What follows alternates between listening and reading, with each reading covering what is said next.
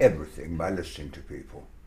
I go to literary festivals occasionally, and I've published 20 books, and I said I've never written any of them. People think you're written by ghosts, but actually they're all transcriptions of speeches. The diary is dictated. Most of the books I've published have been speeches.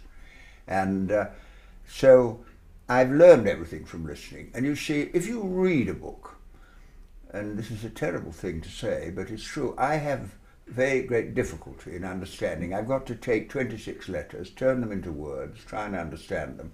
But if you say something to me, I look into your eyes and I say, does she know what she's talking about? Does she believe what she's saying? Why is she saying it? Why is she saying it to me? Why is she saying it to me now? And you see, the thing about a meeting, or just not a public meeting, but also just meeting anybody, you're exploring their thinking in a way that cannot be reproduced in writing. And as a Member of Parliament, you see, I had a unique job. People don't quite understand that. If you're an MP, you're the only case where you've one employee and 60,000 employers. And when I was in my constituency, everybody employed me, the bus driver, the street sweeper, the home help, the policeman, the disabled person. And I was free to say what I liked, and I did, but they were free to get rid of me if they didn't like it. And they did once. So you had to listen to them. And I think the only way you can control power is if the powerful are accountable to those over whom they exercise their power. Then they have to listen.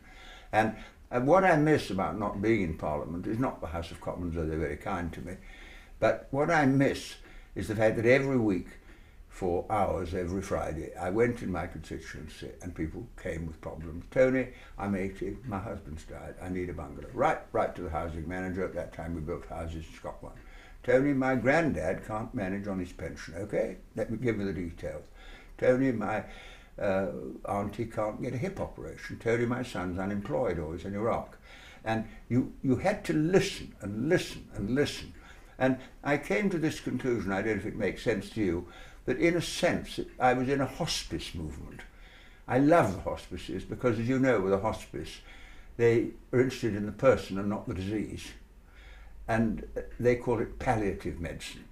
And I was really involved in palliative politics because I couldn't solve anybody's problem, but I listened and I tried to help them. Then I said to myself, what would we have to do to see that problem didn't hit somebody else? And all my ideas came out of that.